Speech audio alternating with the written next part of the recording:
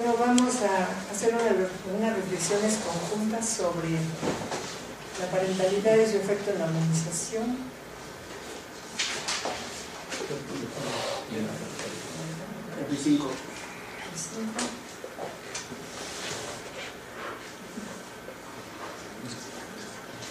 Habiendo concluido el primer año de trabajos para la conformación de una teoría de la parentalidad humana en el marco de este seminario, nos aprestamos para el segundo año, donde abordaremos la parentalidad y el proceso de humanización, compartiendo la coordinación con Alejandro Terrazas y María Guadalupe Méndez. Si no nos quiere mostrar, Rafa, los vean. De casualidad nos pusimos. Ya estamos muy vistosos. Ya muy vistos. Bueno, no hemos concluido los procesos de concertación de la primera parte porque ha habido dificultades de los autores para adelantar sus trabajos. Sin embargo, con ellos hemos considerado la importancia de continuarlos con un poco más de tiempo. Las interpretaciones han enriquecido sustancialmente las perspectivas, pero requieren de mayor formalidad, que vamos a tratar de darle en esta segunda etapa. Para iniciar este nuevo ciclo, Luis y yo iniciaremos los trabajos intentando una prematura reflexión teórica que resuma, interpretando inevitablemente, lo que los ponentes han planteado hasta ahora. Lamentamos no poder incluir la enorme riqueza de las interpretaciones que ustedes han hecho, pero no nos ha parecido conveniente hacerlo para no obstaculizar los procesos de concertación. ¿Tú quieres agregar algo? No, sí. Bueno, para ti que no, él viene de Perú, no había estado con nosotros. La idea es que cada vez que hay una conferencia, los presentes y los ausentes que lo ven a través de los medios electrónicos, hacemos un comentario que se le entrega al ponente y el ponente con eso termina de armar su presentación. Eso es lo muy bonito de este seminario. Esto, ahorita hay que explicárselo a los nuevos ponentes también con un poco más detalle, pues bueno, ya un ratito. Lo haremos después, ¿no? Esa es la metodología, digamos, que estamos usando. Bueno, pues ese es Darwin. Ya viejito. Recordamos a Luis Delay, que nos dice... Fue la primera conferencia. Fue la primera conferencia, sí. Una de las implicaciones más importantes del esquema evolutivo de Darwin, como se menciona anteriormente, es que probablemente todos los seres vivos que habitamos el planeta descendemos en última instancia de un solo ancestro común, de una especie que habitó hace varios miles de millones de años, a partir de la cual todos los demás seres vivos hemos evolucionado. Esta hipótesis es apoyada hoy en día por los descubrimientos provenientes de la biología molecular. Las similitudes a nivel molecular, tal como la existencia de un código genético común o el uso de genomas de DNA por células de todo tipo, sugieren claramente que existe una relación de parentesco entre todos los seres que conformamos la biosfera. Hemos pasado de ser el centro de la creación a ser simplemente una pequeña rama de un frondoso árbol de la vida. Al igual que con la revolución copernicana, la teoría de la evolución destrona a la humanidad del centro del universo. Claro, y es una cita, pero en realidad debería decir: hemos dejado de sentirnos el centro de la creación. Sí. Seguimos siendo. Seguimos siendo, pero... Bueno, ahora pues aparece este personaje con la teoría de la endosimbiosis en serie y el origen de la célula mitótica, con Lynn Margulis. Y estamos recordando a Arturo Becerra, que fue otro de nuestros ponentes. Los seres vivos somos historia. Conservamos y transmitimos información de generación en generación, construyendo la historia de la vida. La vida no surge por azar, es un proceso que nos permite pensar en una historia de lo que ocurrió y cómo ocurrió, cómo van apareciendo las partes y cómo se construyen las totalidades y sus relaciones. El genoma significa la historia, pues las moléculas del DNA son documentos históricos. Los seres vivos, histórica y filogenéticamente, forman tres grandes grupos ancestrales: las bacterias, las arqueas y nosotros los eucariontes. El origen y la evolución de los eucariontes ha sido explicado por el modelo endosimbiótico en serie de Lynn Margulis a finales de los años 60. Ella se opuso radicalmente a la molecularización e individuación en la teoría evolutiva, afirmando la importancia de la ecología, de la geología y de la cooperación para la contextualización de los fenómenos evolutivos.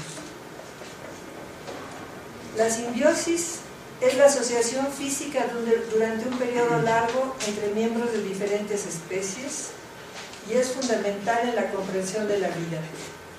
Es una forma de selección de caracteres que une definitivamente a dos o más filogenias en coevolución. ¿Quieres comentar algo? Vuelve a la anterior, por favor. Sí, si quieres tú. No, Sí. no, pero vuelve ¿La a la anterior. anterior? Sí. Sí. Es decir, creo que aquí hay una cosa que justamente el otro día en el trabajo con Alejandro y con Pilar surgió muy claramente. Es no confundir una cosa que es esto que se dice ahí, que la vida no surge por azar, que es un proceso. Pero lo que es muy importante recordar es que es un proceso que no tiene una finalidad determinada. Es decir, que no hay una meta, que no hay un programa de hacia dónde debe de ir. Es decir, esto, Pilar lo decía muy bien en su presentación, lo decimos sin querer, es decir, porque es más fácil decirlo así que hacer todas las salvedades. Pero no hay que dejarlo de tener en mente que esto no es una cosa que lleva una finalidad, no hay un propósito, no hay un camino pretrazado, porque eso nos llevaría a un pensamiento creacionista, ¿no?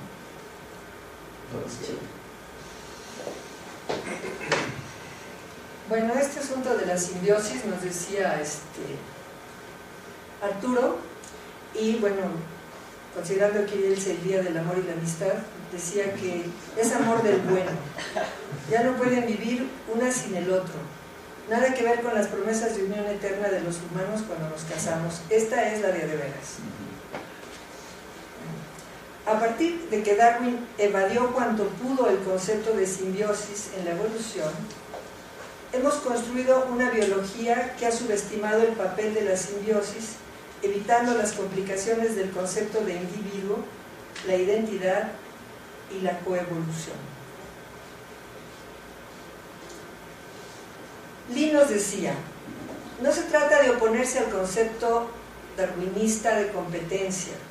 La competencia es una palabra que se aplica para un juego de béisbol o de básquetbol, no para la biología.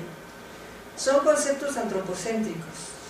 Darwin nos habla de competencia no nos habla de competencia en el sentido moral, ni yo hablo de simbiosis en el sentido moral. Los eucariontes tenemos muy conservados nuestros genes de réplica o reproducción, nos decía Arturo. Podemos vivir de forma unicelular, celular como protistas o mediante una nueva forma de cooperación y reproducción sistematizada, derivada de una célula ancestral que da lugar a la pluricelularidad, entre otras cosas. Los animales somos pluricelulares y sexuados, sujetos a dos formas distintas y novedosas de selección genealógica, la sexual y la de parentesco. No sé si quieres hacer algún comentario. No sé si alguien más quiere hacer algún comentario. Y bueno, el gran maravilloso árbol de Darwin, donde dice arriba, I think, yo pienso, que por aquí anda la cosa. Y luego estos otros árboles que nos trajo Paco Vergara, tan interesantes, ¿no? Todos estos árboles muy predarwinistas, en donde se trataba de organizar la creación de alguna manera. Bueno, regresando al texto, recordemos lo que nos planteó Francisco Vergara. La idea misma del árbol, para entender las relaciones o el registro de las relaciones que implica la palabra genealogía, es una idea muy poderosa. Es una idea que subyace no solo al proyecto de reconstruir la historia de la especie humana mediante las relaciones entre grupos de gente, sino a la biología como un todo. Los datos de la genética y de la genómica contemporánea nos permiten por primera vez hacer una genealogía de todos los seres vivos que seguimos llamando metafóricamente el árbol de la vida, aunque la metáfora del árbol de la vida se está modificando hacia una de la red de la vida. Se utiliza la palabra red porque los datos genómicos están mostrando que cierto tipo de secuencias o cierto tipo de variantes a nivel de los nucleótidos del DNA están presentes de manera cruzada en especies que clásicamente podríamos considerar separadas. Y esta lámina que no sé muy bien, que dice: el modelo genealógico es uno de los principios organizadores de la epistemología en Occidente. ¿Algún comentario? ¿No? Las perspectivas de la ciencia biológica contemporánea, basadas en el conocimiento de la base material de la herencia, implican algo más que las letras del DNA. Dicen algo que puede ser una predisposición sistemática.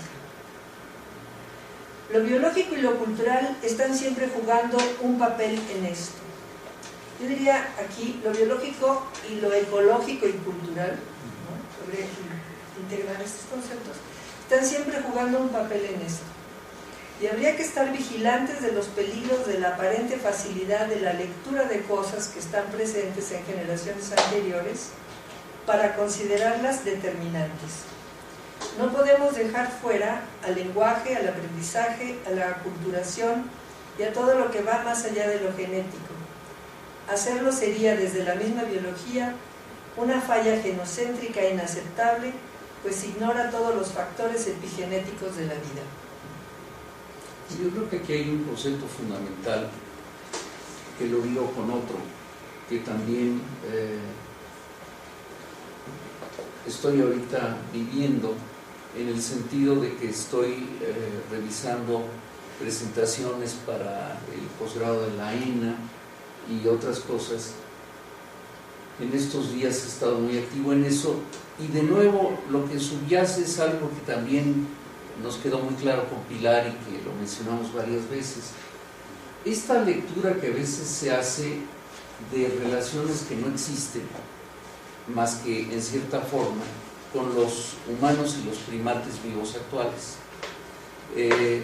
Ahorita en un trabajo que revisé, claramente la autora decía que son nuestros ancestros, y entonces uno se le pone los pelos de punta y dice, no, cuidado, ¿no? Es decir, esto no es así, tenemos que aprender a entender estas redes, pero en un sentido visual y práctico y concreto, es decir, no pensar en ellas como un ejemplo de libro de texto.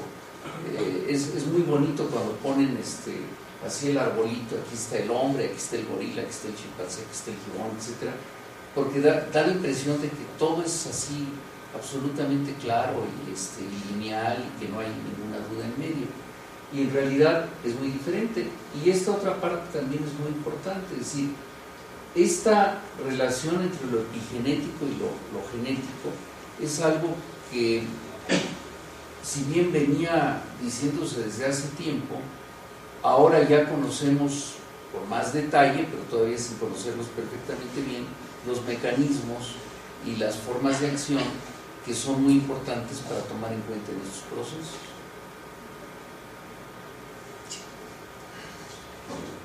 Por favor, si alguien más quiere comentar, por favor.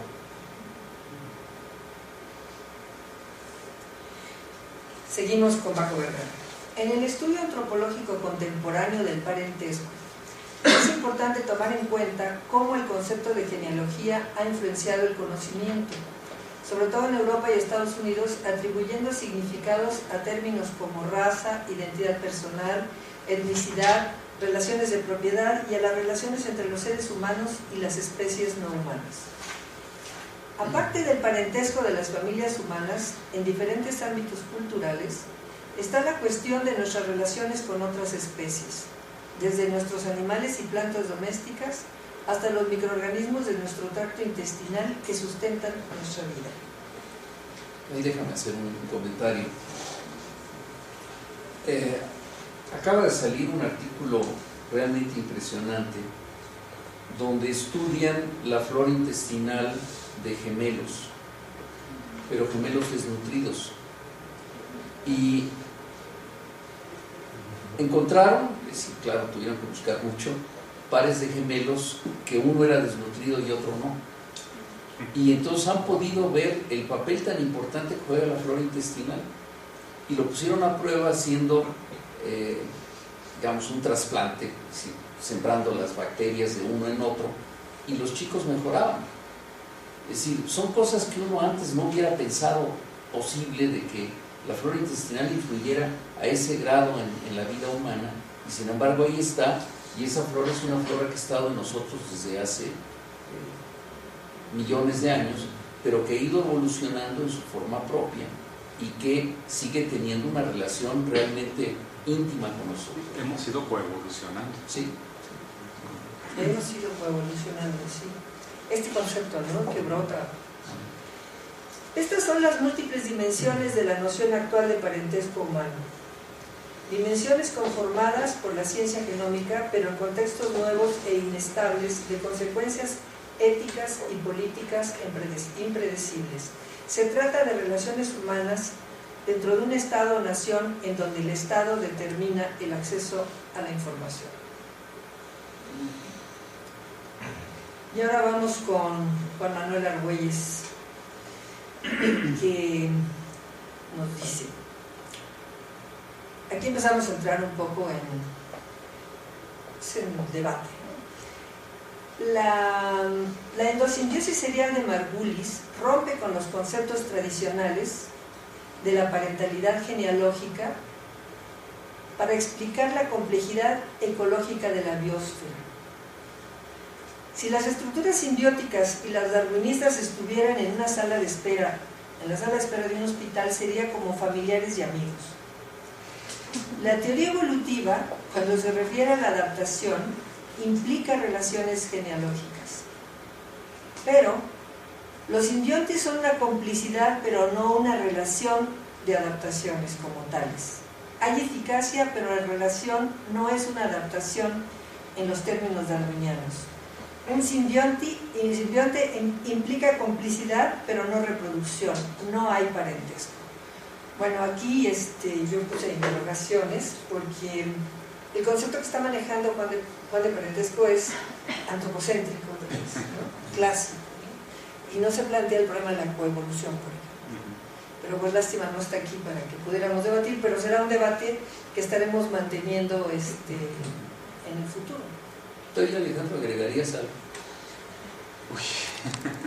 Pues lo que pasa es que, claro, son demasiados puntos. Dejó, sobre todo Juan Manuel, yo creo que su plática dejó tantos puntos para debatir que hacia ambos extremos, como que él se quiso mantener una posición más o menos suya. Por ejemplo, lo que discutíamos de las jerarquías, ¿no?, si son aceptables o no, habría que ir por ahí, pero también sobre esta misma cuestión, como dices, se ve muy antropólogo, lo cual, claro, uno se siente muy a gusto, pero también pues estamos tratando de romper esos esquemas nosotros, ¿no? Entonces sí había algunas cosas que incluso medio comenté en aquel momento, ¿no? Es que también habría que cuestionarnos si la sociedad que hemos creado no se ha convertido ella misma en un sistema autopoyético, y entonces estamos coevolucionando con lo social, ¿sí?, en donde a veces, de hecho, las características biológicas nuestras han sido seleccionadas en beneficio del sistema social y no de nosotros, ¿no? Ponía yo, te repito, algún ejemplo de las ciudades medievales, ¿no?, que biológicamente hablando son un inmenso fracaso. No eran autosustentables demográficamente, moría más gente de la que nacía, y sin embargo la gente del campo seguía yendo a las ciudades para mantener el sistema socioeconómico funcionando. Entonces habría que preguntarse, claro, Darwin esto ni siquiera bueno, tal vez lo vio y tal vez prefirió no hablar del asunto porque me da la impresión de que había bastantes demonios en su propia teoría él, y prefirió no hablar de ello. Su correspondencia deja muchas veces entrever más que sus libros. y también la evolución de las diferentes ediciones de Origen de las Especies. De la primera, las viendo cómo trata vaya, de quedar bien con todos. Yo creo que es su principal problema, pero también hay reflexiones ahí que él veía, de repente cosas con las que prefirió no profundizar, o su correspondencia es más reveladora por ahí. Pero bueno, definitivamente la cosa es entonces que hablar ya de hominizaciones, hablar de una cosa que la teoría darwiniana por sí sola no nos va a dar suficiente, que los modelos ecológicos del tipo de Lynn Margulis subexplorados y que no conocemos además como que en todas sus implicaciones en el medio antropológico, pues dan por ahí, ¿no? Hablábamos también por último de Maturana y Varela, que también habría que Bueno, seguimos con Juan Argüelles. Dice: la teoría jerárquica de la selección construye un mundo diferente del de Darwin, extendiendo el mecanismo de la selección natural a un dominio mayor de lo reconocido por él, esto es, por encima y por debajo del foco de la lucha entre organismos. Bueno, ya está aquí Juan también diciendo, hay que abrir, ¿no? Hay que plantearnos ciertas otras opciones, y él ofrece este planteamiento de la teoría jerárquica y dice: esta teoría plantea una jerarquía genealógica constituida a partir de entidades con principio, historia y fin, cuya finalidad es producir más de sí y contribuir al siguiente nivel de complejidad, y una jerarquía ecológica construida por la transferencia de materia y energía en la naturaleza. Para entender esto, es importante remarcar que cuando la biología evolutiva habla de individuos, no se está refiriendo a organismos, sino que se está refiriendo a unidades de selección. Ahí sí creo que hace Juan una aportación sustantiva al proceso de la parentalidad. Y dice: un problema de los ecologistas y los culturalistas, esa pregunta es mía, es que suelen considerar a los organismos como entidades ecológicas, pero no los consideran en la jerarquía genealógica. Ven a los organismos como un sujeto o como un individuo en la economía del mundo, más que como un sujeto de la genealogía del mundo. Los organismos son entidades reales, pertenecientes a ambas jerarquías, y además tienen una jerarquía somática, una jerarquía de sistemas y de órganos, de tejidos, de células, de estructuras subcelulares y de moléculas. También es muy pertinente cómo introduce Juan aquí el proceso del cuerpo, ¿no? Del soma, dentro de toda esta problematización. El organismo es miembro de la jerarquía genealógica, de la jerarquía ecológica, y es el pilar de la jerarquía somática. El organismo es genealógico en virtud de la multiplicación de la información y es parental en función de que sus relaciones de parentesco ordenan la economía de la especie.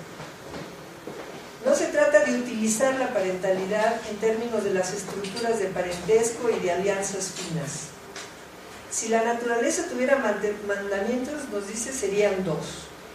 No te reproducirás con organismos muy lejanos a tu linaje, y no te reproducirás con organismos muy cercanos a tu linaje.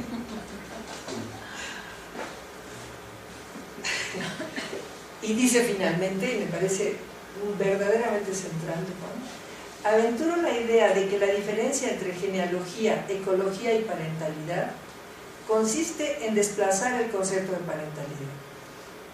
Si el concepto de genealogía contiene exclusivamente la reproducción de la información genética del linaje, la parentalidad sería esa parte de la genealogía que ordena la ecología y la economía de los organismos, particularmente en los animales sociales, entre los que estamos incluidos los seres humanos.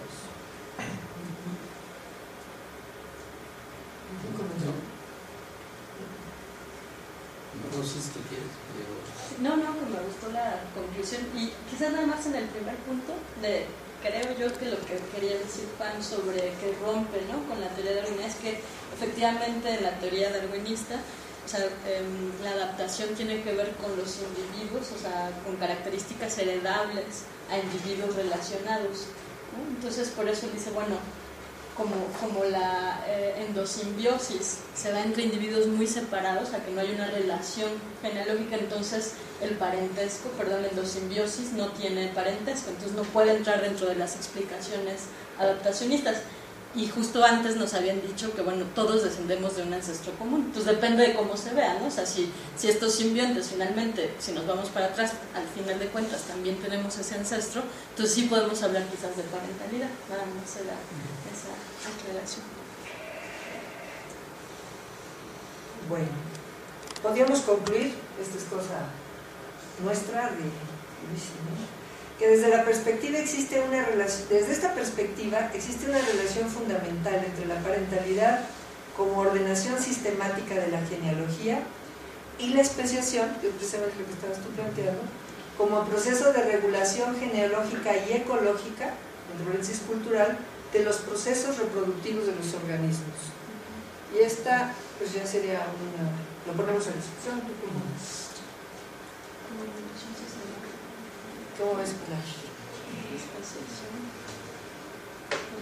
No entiendo. Pues, lo siento. Es decir, dice, desde esta perspectiva existe una relación fundamental entre parentalidad como ordenación sistemática. Sí, bueno, ya vamos a ver después la discusión contigo, ¿no? Pero la respuesta a partir de... Parentalidad como ordenación sistemática de la genealogía. ¿Qué significa eso? Es decir, es una frase, bueno, es una oración contundente, ¿no? No estoy segura de entender verdaderamente qué quiere decir eso. Querrá decir algo así como organización sistemática, más que de genealogías, o sea, como de este nivel, no de la especiación, sino la anterior, como de estas poblaciones de los grupos, ¿estaría hablando? ¿O está hablando de individuos o de organismos, no? Sería, yo creo que lo que le tendríamos que preguntar. Porque a mí me da la impresión que quiso hacer como estos dos niveles, el microevolutivo, ¿no? Desde la parentalidad, y luego la parte macroevolutiva de la especiación, ¿no? Pero no sé muy bien si esa primera párrafo tiene que ver con individuos y poblaciones o... La especiación como proceso de regulación genealógica, o sea, que regula lo anterior. Sí. ¿No? Ecológica, cultural de los procesos reproductivos de los organismos, pero de regulación genealógica, ordenación sistemática de la genealogía. La genealogía sería planteada no como una secuencia funcional, sino como un sistema articulado de muchos elementos. La sistematización de la genealogía sería, como él planteó antes, su relación con la ecología. Y verla de manera sistemática, o sea, cómo un elemento y el otro se afectan entre sí para producir el proceso evolutivo.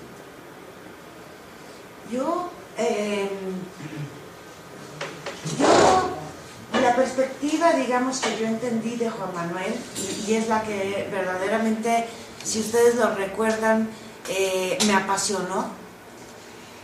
Me parecía maravillosa la idea, digamos, de mover la parentalidad entendida como de padres a hijos, genealógicamente hablando, moverla, desplazarla, como creo que fue la palabra que utilizó, a una jerarquía ecológica, lo cual querría decir que la relación que se establece, y yo lo voy a poner en términos de las palabras que uso, digamos, en mi trabajo, ¿no? De cuidados parentales, por ejemplo, que no necesariamente son de padres a hijos relacionados genéticamente hablando, o sea, que sean padres, ¿no?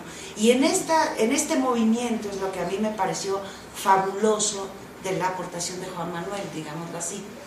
De hecho, nos permite, a mí me permitió su posición entender por qué habían ustedes planeado que viéramos desde el origen de la vida la teoría evolutiva. Es decir, yo decía, bueno, verdaderamente están locos, o sea, ¿por qué nos ponen estas cosas si vamos a hablar de parentalidad, no? Bueno, al principio, bueno, uno no entiende, no es nuevo en el asunto, tiene que masticar algunas cosas y digerirlas, ayudado por los nuevos microorganismos que le llegan gracias a este seminario, infectada de la parentalidad del Instituto de Investigaciones Antropológicas, ¿no? Pero bueno, a lo que voy es precisamente eso. Entonces, no entiendo bien parentalidad como ordenación sistemática. En realidad, yo voltearía casi todo, por eso digo que no entiendo, y entonces otra vez... Bueno, lo volteamos, quedó como propuesta teórica y lo discutimos. Sí, ordenación sistemática de la genealogía, me parece que en realidad la parentalidad vendría siendo perteneciente, o sea, es resultante obligada de la jerarquía genealógica y pasarla a una cualidad posible de la jerarquía ecológica, que eso es, yo lo vería así, sinceramente no sé qué decir.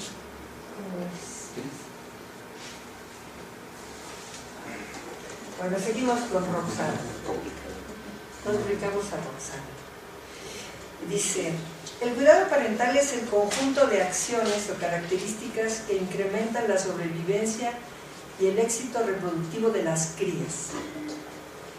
Y es el primer paso a las estructuras sociales más complejas. Se trata de una conducta muy variable y muy compleja que forma parte integral de la reproducción, de las historias de vida de los organismos y de la selección sexual. Es además un factor muy ligado a la evolución de la sociabilidad en animales y conforma un modelo particularmente bueno para estudiar el conflicto y la cooperación. Los componentes teóricos claves para entender la evolución del cuidado parental son la selección de parentesco, su coevolución con la selección sexual, los factores o variables ecológicas, su composición en historias de vida y las interacciones que genera entre los integrantes o participantes del cuidado parental y sus conflictos, los padres, los hijos, los hermanos, entre las parejas, entre el macho y la hembra. Aquí ella no incluye otros, eso es otro, ¿no? La selección por parentesco no parece ser concordante con lo que se esperaría según la teoría tradicional de la selección natural, porque no favorecen el éxito reproductivo del individuo emisor, quien paga un costo para realizarlas. El cuidado parental es un ejemplo de altruismo.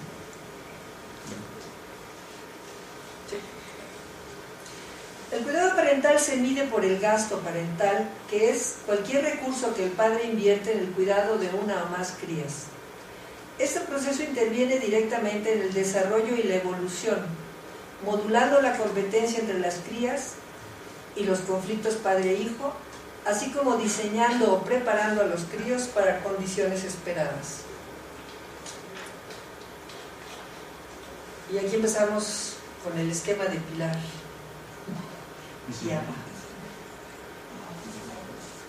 Pilar nos dice, en el ambiente social están tanto con los que hay que competir como con los que hay que cooperar. Y estas relaciones de competencia y cooperación no son estables en el tiempo. Un día podemos cooperar y al otro día podemos competir. La necesidad de evaluar y escoger con quién cooperar y con quién no cooperar fue una presión selectiva muy fuerte sobre las capacidades cognitivas y el tamaño del cerebro. La parentalidad es un dominio de conespecíficos, un ambiente que formamos con los parientes y no con todos los parientes, sino con las crías. Es una condición sine qua non de la cognición porque vivimos en un ambiente que cambia constantemente. Ahí vamos a plantear después una discusión. Nuestra cognición no solo es plástica, sino reversible. Podemos desaprender durante toda la vida, hasta en la etapa adulta. Esto es muy singular y la parentalidad es obligada porque un cerebro así necesita de una protección enorme, una constricción parental obligada. La parentalidad humana es en principio una protección que impide que una cría aprenda cualquier cosa, gracias a su cognición tan abierta, indiferenciada, pero diferenciable, que permite la reversibilidad. No se puede aprender en la práctica que si se cae de un avión uno se muere. Esta cognición requiere de un ambiente parental, de los padres y de la cultura. Una cognición así es muy costosa. Nuestros hijos son carísimos, parimos muy pocos, su crianza es muy costosa y no podríamos existir si a los 6 años murieran aprendiendo que los coches atropellan. No pueden aprender en carne propia.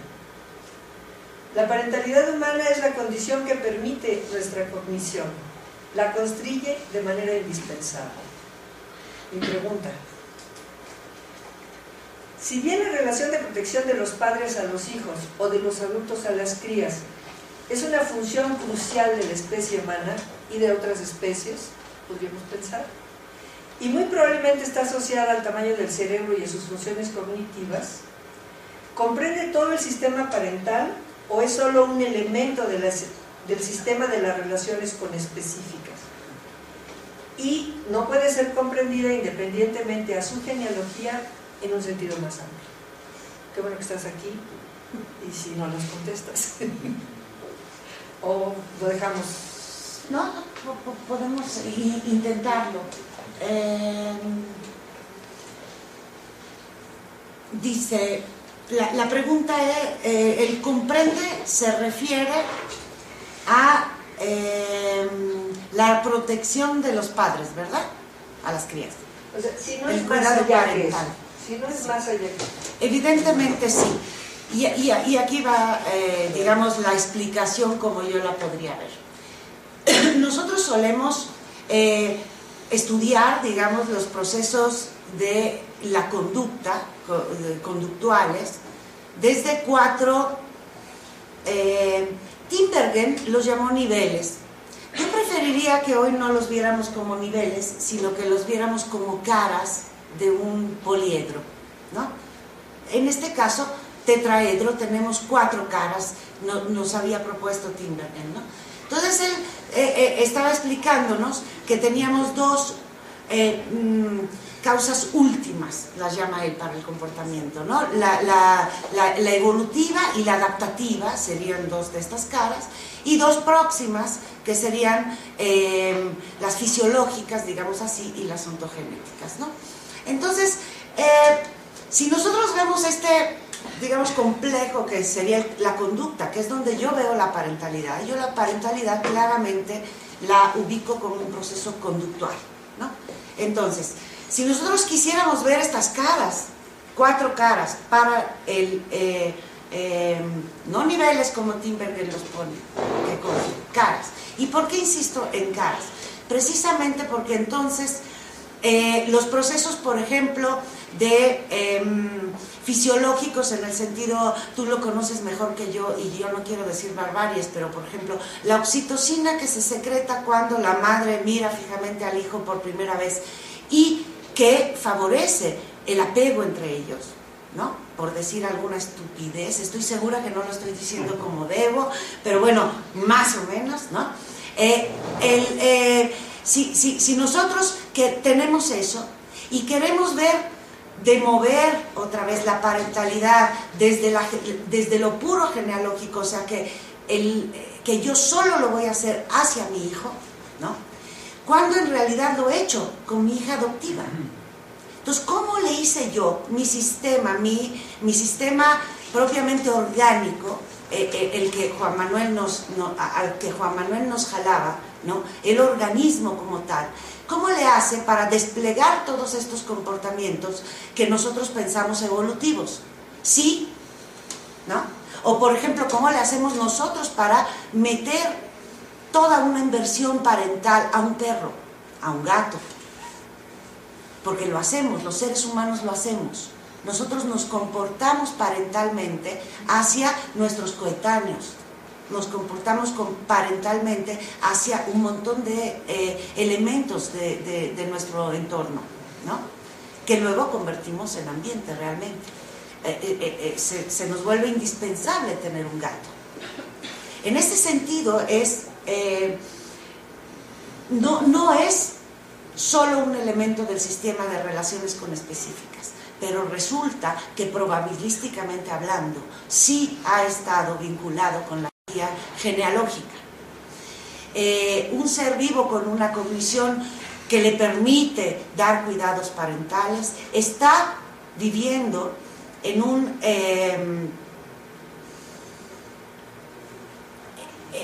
lugar donde la mayoría de los que lo rodean son sus parientes, lo quiera o no.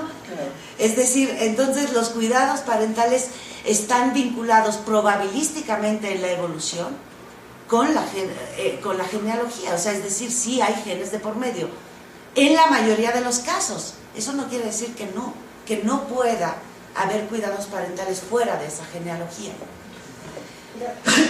El problema es que cuando nosotros decimos que la parentalidad es una serie de comportamientos, que es una tendencia al análisis, bueno, hay una perspectiva que ve la parentalidad así,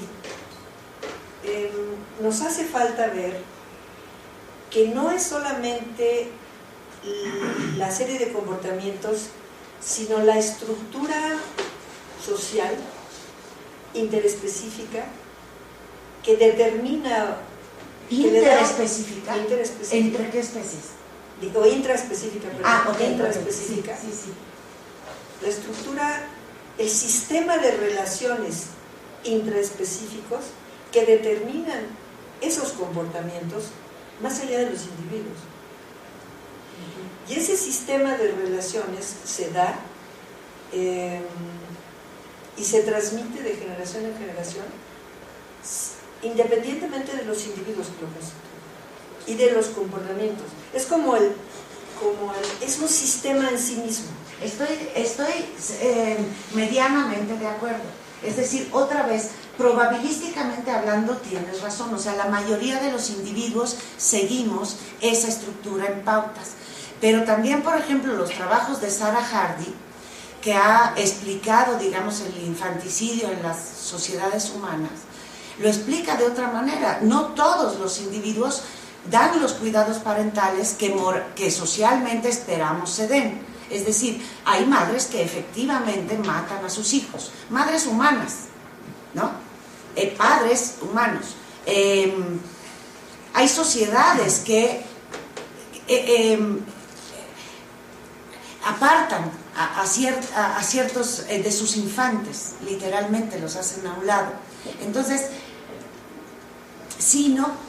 Es decir, probabilísticamente hablando, a lo mejor yo puedo discutir horas, Margarita, me conoces, creo que a lo mejor quiero aclarar un punto, Hablar de un sistema de organización de los comportamientos parentales no quiere decir que sean necesariamente de cuidados, son selectivos, son para cuidar a unos y no cuidar a otros. No implica el cuidado necesariamente, pero son sistemas. No podemos ver el comportamiento parental como un fenómeno que se da aislado de un sistema social específico que lo regula. En nuestra sociedad, particularmente México, Distrito Federal 2013, se espera que una madre dé cuidados parentales contra viento y marea. Sí, eso es lo esperado por nosotros, ¿o no? Sí, no, sí, es decir, claro, se espera eso. Y sucede el infanticidio. Sin embargo, también pasa todo lo contrario. Estamos en una sociedad, y no es la única, esto ha pasado con muchos otros sistemas sociales, en las que cada vez más funciones que consideraríamos que los padres son los que deberían de darlas, todo el conjunto de conocimientos que el hijo necesita para desenvolverse en esa sociedad específica y en esa ecología específica, cada vez más y más muchas sociedades lo desplazan hacia otras instituciones, empezando por ejemplo las escuelas. Se espera que los niños pasen una tercera parte de su día en una escuela, en muchas de ellas que se les dé de comer ahí y que aprendan los conocimientos necesarios. Y hoy en día, para más complejidad todavía, también los preceptos morales. Es decir, cada vez más y más los padres esperan ellos no tener que educar al hijo, ya no solo enseñarle, ¿sí? Entonces, y repito, no es la única sociedad que lo hace. Se me ocurren los espartanos, por ejemplo, ¿no? que la educación, incluso el hecho de que sobreviviera o no el hijo, no era una decisión ni de la madre, ni del padre, ni de nada, ¿no? Si el niño era tullido, se murió y se acabó, o si el niño no sobrevivía, como en el Tíbet, ¿no? También me parece que se le sumergía al niño en agua fría, y pues si sobrevivía, qué padre, y lo va a cuidar todo el pueblo. Pero si no sobrevivió, qué bueno, porque este niño iba a sufrir horrible, ¿no? Pero ese proceso incluye, por ejemplo, una aculturación, digámoslo, hacia los padres. Precisamente en las escuelas, por ejemplo, el mismo sistema que acaba de instaurar nuestro presidente hace 2 días, pues lo quieras o no, también el tuyo. Lo siento, yo no voté por él. No, tampoco. Con cámara y todo, o sea, lo sostengo. Pero el asunto es, él acaba de decir que vamos a tener un sistema de detección de conductas impropias, creo que fue la palabra que utilizó, lo cual es espeluznante. Pero bueno, de problemas conductuales, ¿no? Temprana, ¿no? Eso, y está implicando que la escuela, eventualmente como institución, lo que ya ocurre en muchas otras, va a instruir a los padres cómo comportarse hacia sus hijos. Es decir, sí se espera, como sea, de los padres, un comportamiento específico hacia los hijos. Y se espera que cuando tengas los comportamientos inadecuados en los niños, lo que está sucediendo es que los padres no están haciendo lo que deben.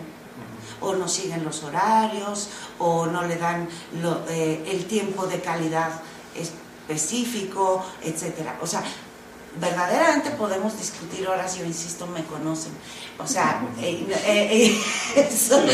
soy muy necia, a veces terca, pues, pero generalmente necia. Y lo que pasa es que yo sigo pensando que la parentalidad, para verla, digamos, evolutivamente hablando, no solo necesitamos hablar de la endosimbiosis, insisto, sino necesitamos hablar de esto que Tinbergen llamaba las causas próximas de la conducta, es decir, de cómo nosotros nos enrolamos en estos probables sistemas que nos hayan permitido, antes de las sociedades-estado, antes de todo eso, dar cuidados parentales generalmente a nuestros hijos, pero no siempre, y que además no son, insisto, esto no es un sistema únicamente humano, o sea, la posibilidad de transferir estos cuidados también ocurre en animales. Vemos el caso, por ejemplo, déjense ustedes de los enculturados como Coco con su gato, pero nos vamos, por ejemplo, a los animales que adoptan, o a los delfines que dan cuidados parentales a otros, que verdaderamente, ¿no? Evidentemente en ellos ocurre fisiológicamente estos procesos, liberaciones de oxitocina. ¿Te gusta la oxitocina? O yo qué sé, que permiten estos apegos, por ejemplo, y entonces ya todo lo que se desencadena, ¿no? Bueno, ¿qué les parece si pasamos con Ricardo, que va a contestar algunas de esas cosas? Me parece estupendo. ¿Sí, alguna cosa, Luis? No. Bueno, Ricardo Mondragón, vamos a ver qué nos dice. Dice, la cooperación y coevolución entre individuos de la misma especie que forman grupos es un elemento faltante en la propuesta darwinista para explicar procesos evolutivos de los organismos sociales. Es indispensable plantear la selección de grupos. Casi la totalidad de los sistemas ecológicos existen gracias a la cualidad diversificadora de la variabilidad y la competencia. Pero la estabilidad depende de la cooperación como factor unificador y estabilizador de la selección. En consecuencia, los mecanismos evolutivos de la selección natural consisten en 2 mecanismos fundamentales, la exclusión y la inclusión de los semejantes. La especie es más que una suma de individuos capaces de reproducirse, es un sistema de interacciones ecológicamente reproductivas que regulan a los individuos mediante un sistema nervioso. el cual a su vez es un elemento del sistema dermo-inmune neurocrino musculoesquelético del cuerpo. Eso fue cosa mía, pero la idea de Luis con su perspectiva del cuerpo antropológico de otra manera, pero la idea de Ricardo era que no se podía pensar en cognición y en movimiento y en selección desde el punto de vista cognitivo sin incluir la emoción y el afecto como estructuras corporalizantes del asunto, ¿no? Que no se podría ver solo desde la perspectiva de la cognición. Y ahí se refería también a Maturana. Todo movimiento de un animal hacia otro requiere de la capacidad de predecir y controlar lo que el otro hará, es decir, lo que quiere, intencionalidad. Esto implica una cooperación empática como propiedad básica del sistema nervioso. Copular, nutrir, colocar, atrapar, evitar o matar a otro individualmente son coacciones que implican la operación conjunta de los participantes. Esto requiere procesos conductuales complejos de reconocimiento parental, de parentescos o genealógicos, que implican a su vez procesos emocionales de corta duración y con una plasticidad limitada por la plasticidad del otro. El movimiento cooperativo de los animales de la misma especie conforma el ánima social, constituida por una interacción mediada por el control y la sujeción continua del comportamiento cognitivo y emocional de los individuos para la operación del sistema social como totalidad. Bueno, aquí sí me parece que ya el concepto que nos planteó Mondragón es ya muy claramente centrado en esta cuestión de un sistema social multiarticulado, sintonizado de maneras diversas y complejas, en donde ya estaríamos, yo pienso que ahí está el concepto de parentalidad, y los cuidados parentales son uno de los aspectos de este complejo, ¿no? Sería mi propuesta, no sé ustedes qué piensan. En los sistemas culturales, enseñar y aprender son los procesos básicos de la continua construcción de la identidad histórica del grupo. En estos sistemas lo que se selecciona es la plasticidad y la reversibilidad, donde el aumento del cerebro cultural se hace indispensable.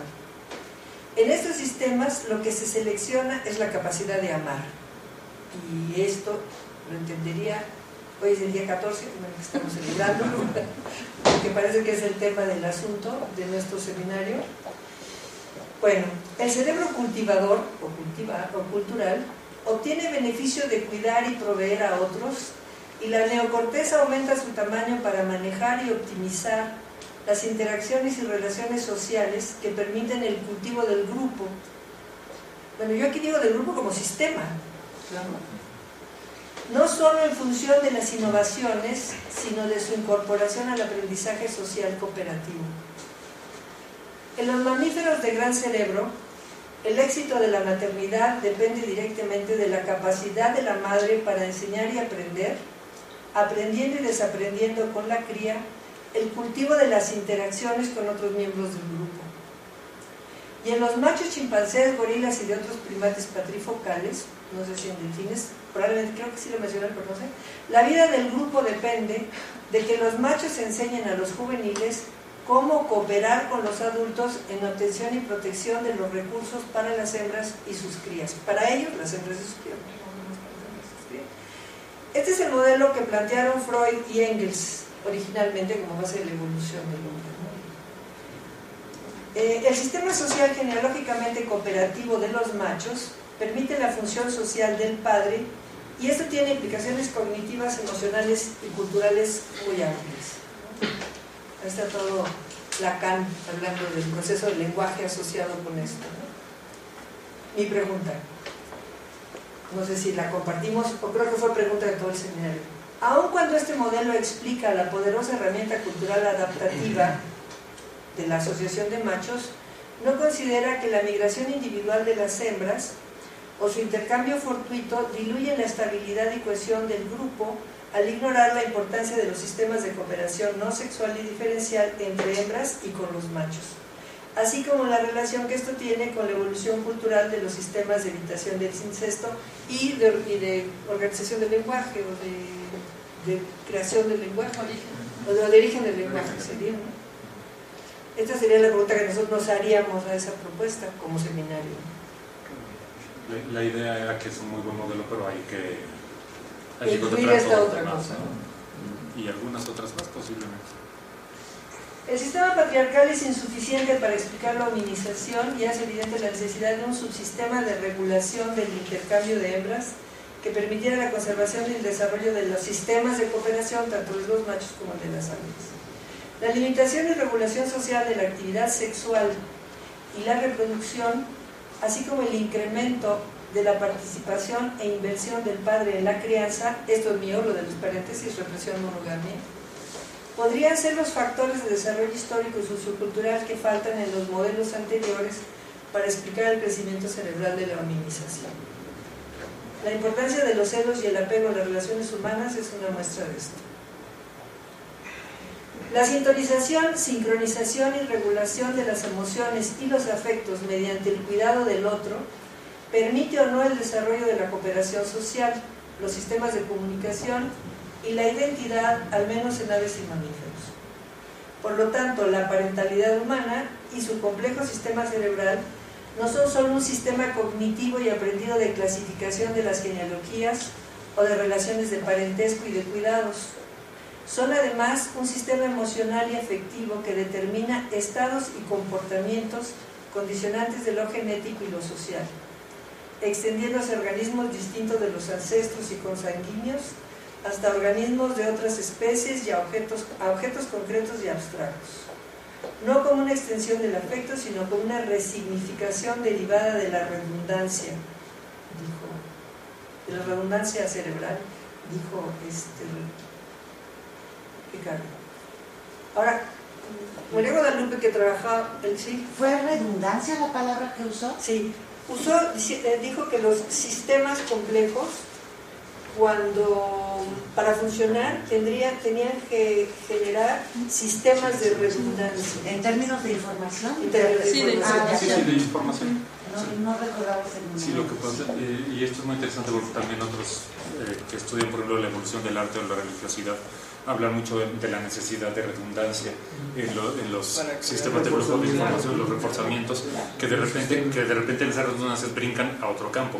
No toda esta información reciclando hacia lo económico, pum, de repente puede brincar a lo religioso o así, ¿no? Generando interacciones. Entonces era muy por ahí la misma idea. Pero no de repente, es todo el tiempo. Vaya, continuamente. Sí, pero me refiero a que en un proceso de redundancia continua, aparecen estas cosas, ¿no? Que no vas a encontrar una causa que las dispare. A eso me refería con de repente, ¿no? Pero por supuesto pasa todo el tiempo. Sí. Pero por ejemplo, toda la funcionalidad, toda la ritualidad humana podría tener estos elementos de redundancia para la constitución de lo cultural. Absolutamente. Por los ritos y los mitos, y es a través de ellos sí, por eso es por donde es donde más fácil las aplicaciones sociales y claro. O sea, hay muchísimos ejemplos. Por supuesto. Sí, los más evidentes son los referentes al arte y a la religiosidad, pero por supuesto que en todos los aspectos de la vida social, ¿no? Me disculpo porque no pudimos acabar de integrar la ponencia de María, porque es muy compleja, nos llevó muy al final. Entonces no voy a poder darles a ustedes cuenta completa, ni vamos a poder dar cuenta completa del trabajo de María en relación al lenguaje. Pero creo que termina, o sea, llena de los huecos que había dejado este trabajo, dando al lenguaje su función evolutiva de manera más estricta, ¿no? Voy a tomar simplemente 2 párrafos, los demás cuando terminemos de hacer la ponencia, porque ella trabajó al final todo lo que es el origen del lenguaje, que digamos, completa todo el modelo que hemos estado trabajando. Eso los dejamos para después. Hay simplemente dos asuntos que quiero tomar, si María quiere después agregar. Dice, el origen y la evolución del lenguaje dependen de procesos de emergencia o de reacomodos orgánicos y conductuales, acompañados de cambios en los sistemas sociales de comunicación, coordinación y consenso. ¿Sí?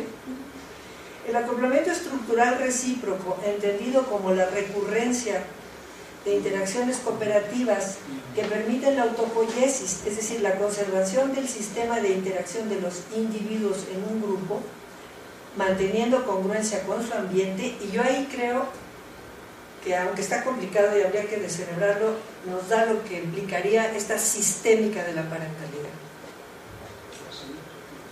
Implica la adaptación y el acoplamiento estructural recíproca y es el factor que determina la aparición del lenguaje. No sé, ¿están de acuerdo? Sí, bueno. No.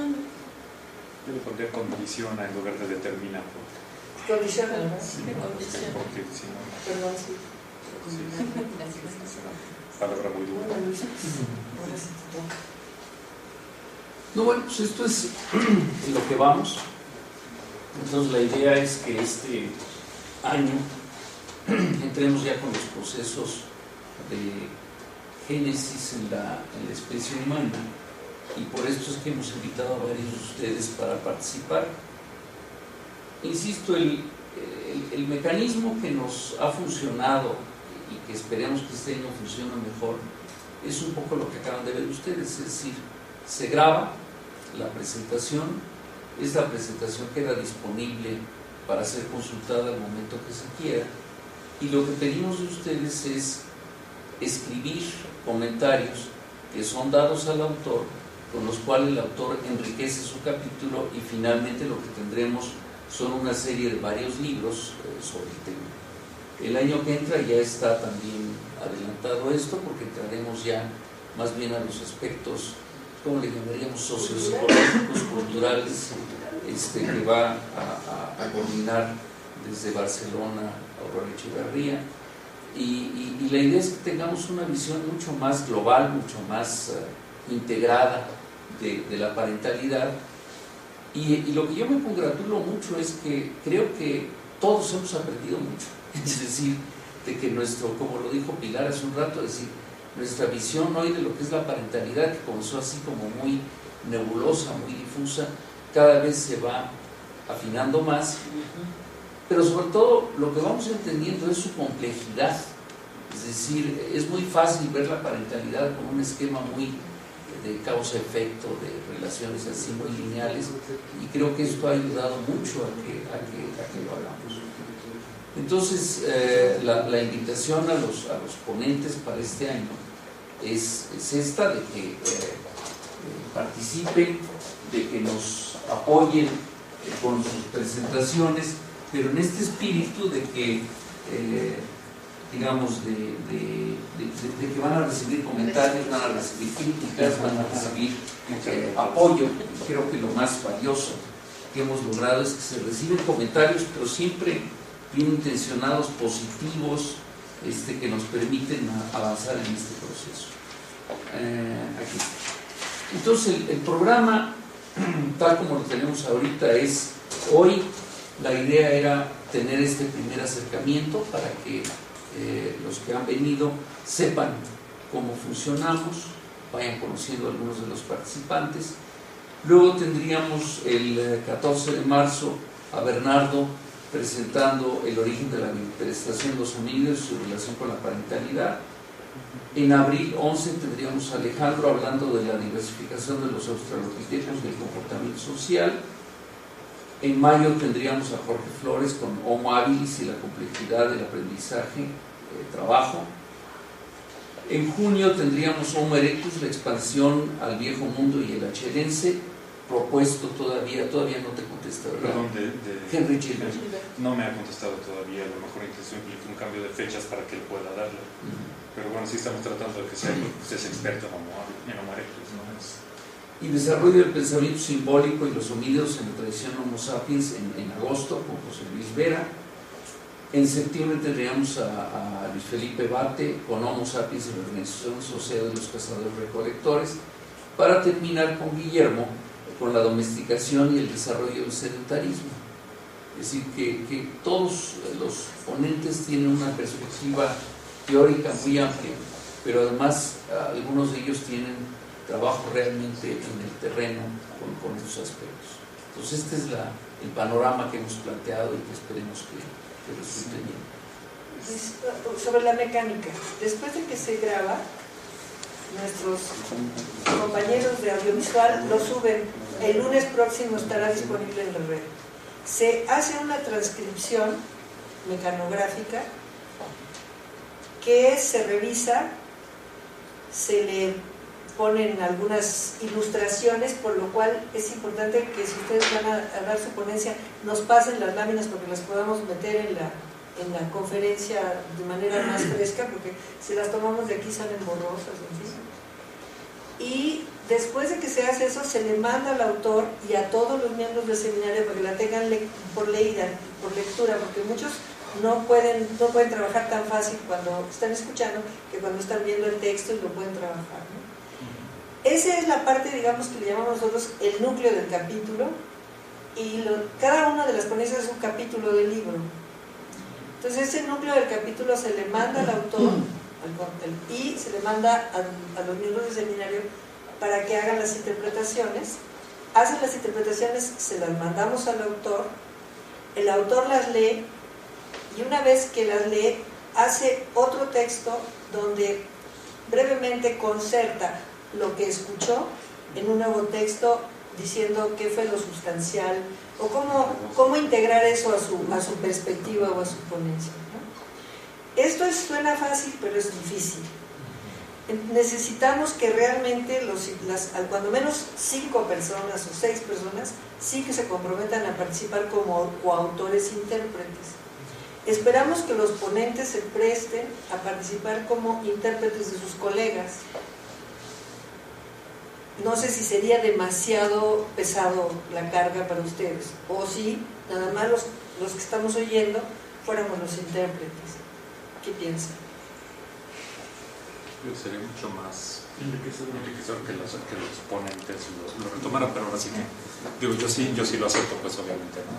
Sí, casi no hay problema. ¿Cómo ves, Leonardo? Mejor lo platicamos luego.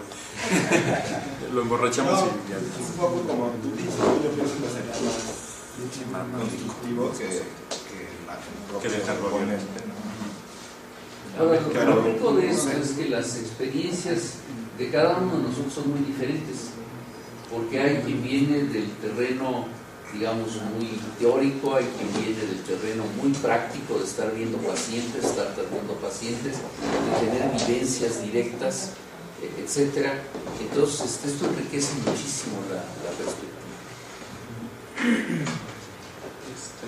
Hay otra cosa que ahorita mientras leías el programa y escuchaba también a Pilar, y esto me quedé un poquito preocupado pensando que quiero someterlo a la opinión de todos para ver si conservamos este orden, que es un orden, digamos, cronológico de aparición de ciertas características en los homínidos que conducen a la parentalidad moderna, y que yo ahorita llamaría algo así como hipótesis free o como libre de concepciones previas. Es decir, vamos viendo en cada etapa qué caracteriza esa etapa y luego vemos qué deducimos de ella. Pero luego también me quedé viendo, bueno, pues es que por ejemplo nosotros estaríamos aquí hablando de las instituciones del parentesco, de las instituciones de la economía, de que lo que llamamos parentalidad va a tener muchísimo que ver con propiedad y etcétera, o sea, un lenguaje un poquito más correlaciones sociales, más correlaciones ecológicas de repente, porque el enfoque también varía. Sí, entonces me preguntaba si no podría ser preferible primero hacer una sesión caracterizando a los seres humanos. Es decir, que propongo, no lo sé cómo ven, que sigamos con este modelo como libre de la idea de hacia dónde llega esta evolución, o que le pidamos a Felipe que mejor adelante y dé la primera plática y nos diga qué diablos son los cazadores recolectores, ¿no? Entonces ya sobre eso podemos decir, estos somos, y entonces podemos preguntar, ¿y todo esto cómo diablos apareció? Pero ya sabemos qué preguntar. Claro, siempre es el riesgo de que se genera el prejuicio, ¿no? De que le das entonces a las siguientes pláticas un enfoque un poquito finalista, excepto la tuya que ahora sí que queda después de eso, ¿no? Que vas a tener el enorme problema de la parentalidad con animales de otras especies, por ejemplo, y de plantas, etcétera, ¿no? O sea, va a estar muy divertido eso, pero bueno. Entonces me preguntaba, ¿qué prefieren? Si primero tenemos esta orientación de cómo nos caracterizamos hoy en día los seres humanos. Sí, claro, hoy en día hace 10.000 años, ¿no? Antes del presente, que además es 1950. Nuestro presente ya se quedó muy detrás, pero bueno, pedirle a Felipe que nos defina, ¿no? Con algunas ideas que además yo creo que van a ser padres, porque por ejemplo Felipe tiene muy claro que parentesco no es lo mismo que lo que nosotros hemos llamado modo de reproducción, que es lo que estaría cerca de la idea de parentalidad. Al pobre le vamos a romper muchos esquemas también, pero como que podría ser útil. No sé ustedes qué opinen la mayoría, si quieren primero una plática sobre qué son Homo sapiens, cazador-recolector, y cómo se reproduce, o lo dejamos mejor y lo dejamos para el final. Sí. A mí me encantaría esa como primera clase. Sí, a mí también. Sinceramente. Yo también, porque además, bueno, no conozco la formación de todos, ¿no? Pero, sí, pero habemos tomando biólogos, en cuenta habemos eso, psicólogos. creo que a lo mejor para los antropólogos físicos queda muy claro, ¿no? Bueno, y tanto. Queda muy claro. Pero tomando en cuenta que hay diferentes formaciones también, apoyaría también la idea de esa sesión como introductoria, orientadora, ¿no? Sí, daría más claridad hacia dónde estamos discutiendo. No sé qué piensan ustedes, si les gusta la idea. Sí. No cambia mucho. No cambia mucho, solo pondríamos a Felipe antes, sería la única. ¿Antes de quién? El próximo mes. Y se desplaza todo. Exactamente. Entonces ahí veríamos que hay algunas. El 14 de marzo. Podríamos definir mejor así algunas de las cosas que estamos hablando. Por ejemplo, ahorita apenas se mencionó con lo de Mondragón, de esto de los grupos de machos y todo aquello. Bueno, ya planteándolo desde esta teoría antropológica, se ve cómo son la formación de las instituciones masculinas y todo aquello, y podemos preguntarnos cómo llegamos a ello. Para por lo menos un autor, estas relaciones entre machos se hacen fundamentales desde Ardipithecus ramidus. Para muchos otros autores esto no aparece sino hasta después de Homo erectus, ¿sí? Entonces ya podemos ir teniendo una referencia, ¿no? Una guía de dónde ir anclando algunos de los conceptos. ¿Sí? Entonces ahora ya nada más hay que atrapar a Felipe. Ya. Entonces, ¿tú hablas con él? Sí, yo hablo con él. Bueno, nosotros hablamos con él. Sí.